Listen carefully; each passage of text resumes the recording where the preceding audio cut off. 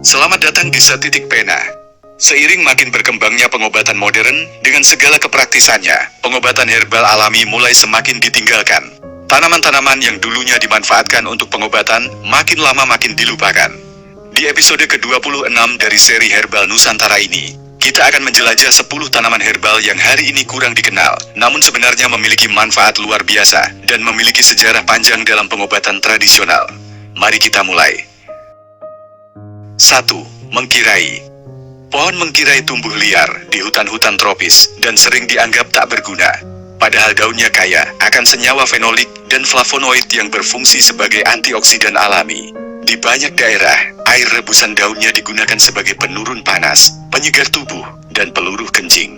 Kulit kayunya bahkan digunakan dalam pengobatan diare dan luka dalam, sementara rebusan akar dikenal sebagai penawar racun. Riset farmakologi menunjukkan ekstraknya punya potensi anti radang, antimikroba, dan hepatoprotektif alias pelindung hati.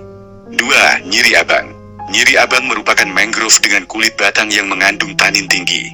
Secara tradisional, kulit batangnya direbus untuk mengobati disentri, diare, dan luka berdarah. Suku-suku pesisir juga menggunakannya sebagai bahan untuk mencuci luka karena efek antiseptiknya. Studi modern menunjukkan adanya aktivitas sitotoksik yang menjanjikan terhadap sel kanker, serta efek imunostimulator yang memperkuat sistem kekebalan tubuh.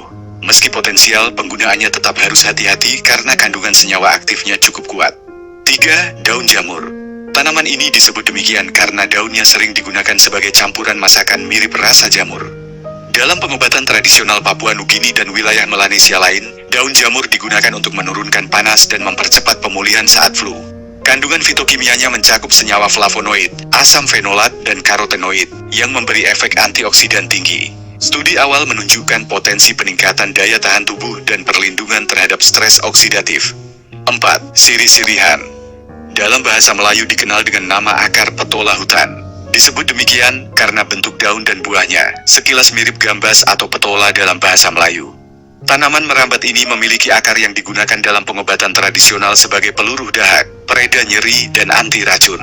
Beberapa komunitas juga menggunakannya untuk mengobati gigitan ular dan serangga berbisa. Secara farmakologis, akar petola hutan memiliki senyawa asid aristolokik yang bersifat sitotoksik dan antiinflamasi. Namun, perlu kehati-hatian karena senyawa ini juga diketahui bersifat nefrotoksik jika digunakan sembarangan. Oleh sebab itu, penggunaannya sebaiknya di bawah pengawasan terapis berpengalaman. 5. Kemalakian. Kemalakian adalah tanaman keras yang bijinya mengandung minyak beracun.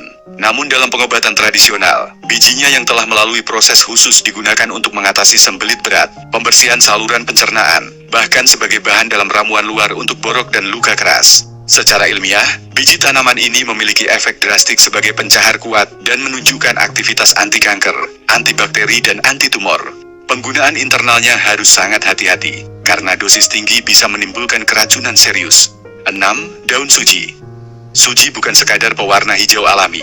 Daunnya ternyata mengandung klorofil, flavonoid, dan saponin yang memberi manfaat antioksidan dan antiinflamasi. Dalam pengobatan tradisional, air rebusan daunnya diminum untuk menyegarkan tubuh, memperlancar haid, serta mengatasi bau badan dan keputihan. Riset menunjukkan potensinya sebagai pelindung sel hati dan penurun kadar gula darah. Meski populer sebagai bahan dapur, suji menyimpan manfaat herbal yang layak digali lebih dalam. 7. Kenidai. Tanaman semak ini dikenal di beberapa daerah sebagai obat bisul, sariawan, dan radang tenggorokan.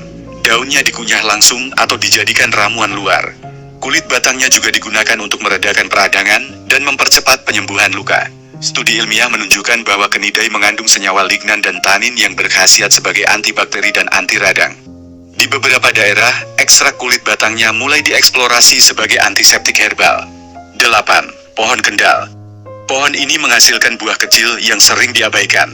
Namun bagian kulit kayu dan daunnya telah lama dimanfaatkan sebagai obat batuk dan pembersih darah. Dalam sistem pengobatan Ayurveda dan Unani, pohon ini dikenal sebagai tonik hati dan pendukung kesehatan pencernaan. Penelitian menunjukkan bahwa daunnya memiliki efek hepatoprotektif, sedangkan kulit batangnya bersifat antimikroba dan mampu menekan pertumbuhan bakteri patogen tertentu. 9. Adem hati. Namanya berarti penyejuk hati, dan memang demikianlah khasiatnya. Kulit batang dan daunnya digunakan dalam ramuan untuk menenangkan saraf, meredakan nyeri ulu hati, dan memperbaiki tidur. Tanaman ini mengandung minyak atsiri dan senyawa alkaloid dengan efek sedatif ringan. Dalam pengobatan tradisional Jawa, adem ati juga dipercaya memperbaiki sirkulasi darah dan meredakan nyeri haid. Ekstraknya menunjukkan potensi dalam mengurangi kecemasan dan stres oksidatif. 10. Cincau minyak. Tanaman merambat ini menghasilkan daun yang jika diremas menghasilkan lendir kental, bahan dasar cincau. Namun, selain sebagai minuman penyejuk, daunnya juga digunakan dalam pengobatan tradisional untuk menurunkan tekanan darah, menenangkan perut, dan meredakan panas dalam. Senyawa aktif dalam daunnya seperti alkaloid dan saponin memberikan efek antihipertensi, anti radang, dan antioksidan. Cincau minyak juga diteliti untuk efeknya dalam menurunkan kadar kolesterol. Itulah 10 tanaman Nusantara yang menyimpan khasiat luar biasa, meski belum banyak dikenal orang. Beberapa di antaranya bahkan masuk dalam catatan etnobotani kuno, dan mulai dilirik oleh dunia medis modern. Namun seperti biasa, penggunaan herbal sebaiknya didampingi pengetahuan yang cukup dan tidak menggantikan diagnosis profesional.